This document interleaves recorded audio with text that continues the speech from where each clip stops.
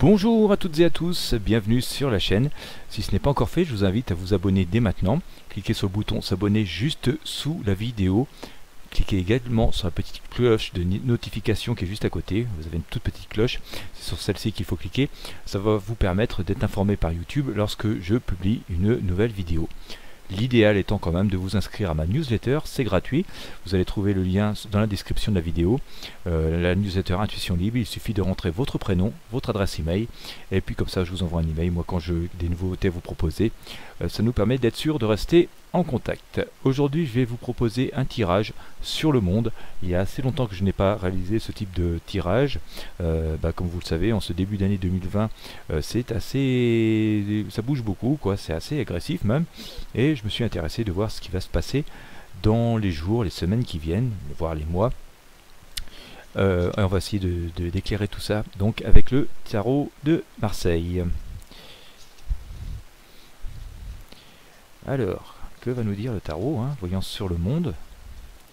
Alors vous avez entendu avec moi l'attaque de Trump sur un général iranien, et puis l'Iran qui a riposté en abattant un avion. Alors c'était sans doute pas ce qu'ils voulaient faire, je sais pas, parce qu'en fait ils se sont pas attaqués à la bonne cible. Enfin voilà, ça a entraîné pas mal de tensions. Mais il peut se passer aussi d'autres événements dans le monde, donc nous allons essayer de voir avec le tarot si tout ça va se calmer ou non. Voilà, allez on y va.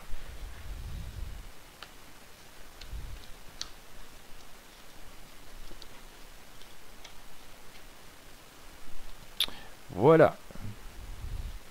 Alors ça tourne un peu à marche forcée, hein. On n'a pas l'impression que c'est si calme que ça.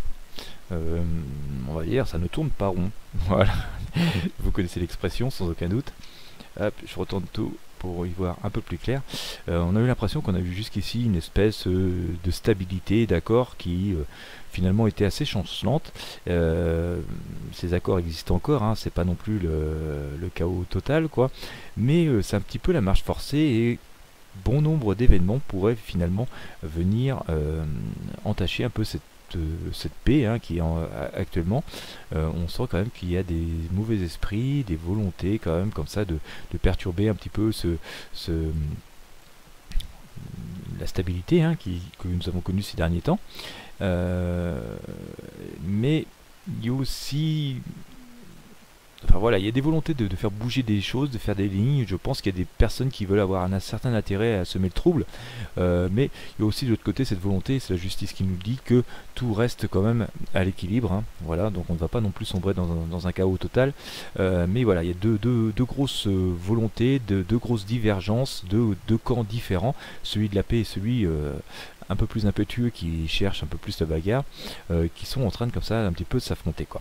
On va dans tous les cas vers une situation qui va être compliquée. Je pense que les relations internationales, où on va connaître des événements dans le monde qui vont être assez compliqués à vivre dans les semaines et les mois qui viennent, tout simplement parce que j'ai sorti ici le diable, d'accord.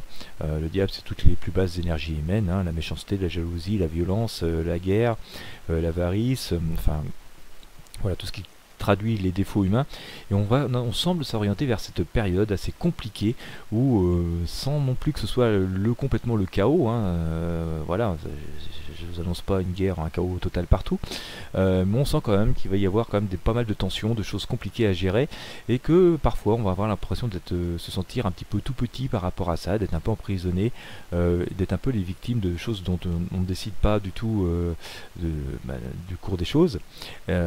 Donc on va avoir quand même comme ça des tensions dans les semaines qui viennent et même les mois qui viennent, en tout cas dans ce début d'année 2020, qui vont montrer quand même que tout n'est pas aussi rose et pas aussi calme que ce que l'on pouvait penser en fait, hein, pendant ces derniers mois, ces dernières années. Alors, il y a aussi pas mal d'affaires, à mon avis, à mon sens, qui vont apparaître, qui vont venir compliquer les choses. Tout un tas de choses dont on ne parlait pas, tout un tas de problèmes et de problématiques qu'on n'avait pas soulevées parce qu'on essayait de rester bons amis, et tant pis s'il y avait des choses qui déplaisaient. Là, ces choses-là vont ressortir et du coup vont aussi amplifier ce phénomène d'inconfort et donc de tension qui risque d'apparaître un peu partout dans le monde, hein, sur bien des sujets, et donc ça va être quelque chose à suivre et qui va être assez important. Enfin, voilà, on sent que, outre les préoccupations que nous connaissons déjà en France, hein, les tensions sociales et tout un tas de tensions mondiales vont comme ça venir se greffer et venir donc apporter ce flot, hein, dans l'actualité que nous connaissons, et apporter sans doute des inquiétudes supplémentaires auxquelles nous n'étions pas forcément préparés, auxquelles nous ne nous attendions pas forcément. Elles vont pas forcément radicalement changer notre quotidien, mais voilà, ça va être comme des perspectives un peu plus embêtantes, quoi. Ça va quand même entraîner quand même des décisions assez fortes. J'ai quand même la sensation, c'est ce que va nous dire ici la mort, hein, que je suis en train de tirer, qu'on va sans doute trancher sur bien des sujets. Peut-être que certains accords ou certaines unions vont complètement exploser. En tout cas, c'est ce que semble nous dire la mort, que c'est aussi nécessaire à ce cycle de tourner la page que nous connaissons déjà depuis de nombreux mois, hein. On le dit déjà depuis 2019 et un peu auparavant, où voilà, on changeait d'air et que tout un tas de choses sont en train de changer. Sans doute que d'autres considérations, certains accords que nous avons avec certains pays, certaines images que nous avons, va quand même comme ça se changer ou se bouleverser totalement.